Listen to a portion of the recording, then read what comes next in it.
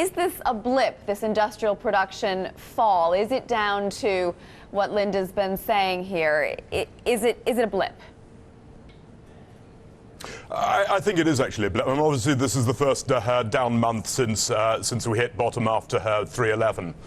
I think actually the main factor here is probably the inventory-related problems related to Thai flooding. Yeah, absolutely. Okay, so what about the unemployment figure? Is that also a blip? No, I don't. I mean, we're talking about 4.1% here at the moment. I mean, to say that people are having trouble finding a job when unemployment's down at 4.1%, I think is a little bit unreasonable. In fact, when the retail numbers were coming out a month or so ago, the retail companies were releasing their results. They're actually pretty strong. It wasn't that they had conservative forecasts and came in okay. They had pretty chunky forecasts and blew them away. Nicholas, can I ask you, the yen is certainly strengthening. Has the Bank of Japan actually done enough? Surely there's scope to do more than just 5 trillion yen of monetary loosening when they still have deflation? Yeah, I mean, I think you've got to stop considering the Bank of Japan as if they're some centre-half football player that's going to win the game for you. They're just the referee there. There's no evidence. I mean, now IMF's done studies and plenty of others have on the effect of intervention on currency rates. And I think the main thing is they're just too big to manipulate these days. What about this idea that Japan could contribute to the EFSF perhaps through this special investment vehicle and actually help itself out in the process? Well, in that particular case, I think there's some truth there. There would actually be reducing the worries about the Eurozone. So I think Mr. Market's been a bit of a manic depressive on this area for quite a while. Mr. Market is Mr. Happy at the moment. There are a lot more hopes about the Eurozone. I must say, my personal view is it's a toad in search of a tyre right now, that it'll look good for a while, but it won't be long before they're realising the cracks in the system. Nicholas, can you talk us through your longer-term prediction for how you think the Japanese economy is going to end up through this year and where the yen could be headed? I think it's important to prepare yourself for the yen staying where it is or getting very slightly stronger. It is a relatively safe haven currency with a country that doesn't owe foreigners money and has a current account surplus.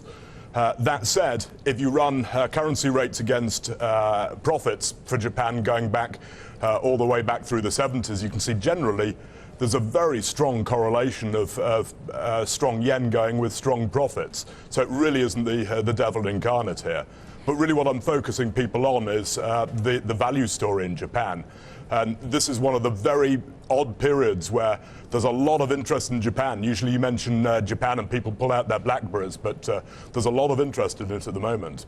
This first annual loss being predicted by Nintendo in something like 30 years is down to the yen, isn't it? Certainly this is the kind of time when everyone's going to blame the yen for all of their problems. For corporate Japan as a whole, as I suggested earlier, actually the yen isn't the problem that you think it is.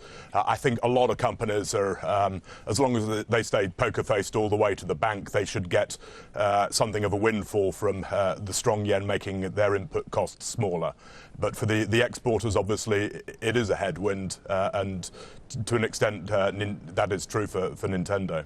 So Nomura faces the same problems that we've heard from the other banks: weak trading revenues, difficult market conditions. Can they handle it? How good a shape are they in here, Nomura? Nomura is, of course, an extremely strong company, but the conditions are very tough at the moment. We've got the prices in the market are weak. The traded value is weak. So, whilst the share prices seem to be going up at the moment, there isn't a whole lot of confidence in the rebound in the market at the moment. Speaking about confidence, what's it going to take for Japanese companies to have confidence in the recovery, start to ramp up production, ramp up hiring, and actually get this thing on a solid track?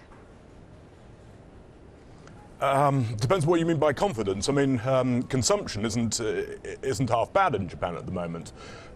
Capacity utilization for Japanese manufacturing is of course 18% below where it was before subprime and Lehman's blew up. So it's not as if they really need to spend a lot of money on capacity in the domestic market. There's a little bit they want to spend in moving overseas, and they've got plenty of employees already, although they're happy for the fact that a lot of these people are retiring at the moment. So this is all good for their profits. Okay, so the picture is mixed on Japan by the sounds of it, and there are certainly some positives. Is that what you're saying? Well, I'm suggesting that the yen isn't the problem that you've suggested. We've had something of a one-off with the industrial production. We are on a slow, steady recovery track. We've got spending to come through on rebuilding the northeast after the quake and nuke problem. That's a lot of money. We're talking about probably 1 to 1.2 percentage points tailwind for GDP over a 3-year period. 12 trillion yen. All right, Nicholas Smith, strategist at CLSA Asia-Pacific Markets. Thanks so much for offering your insight on Japan for us this morning.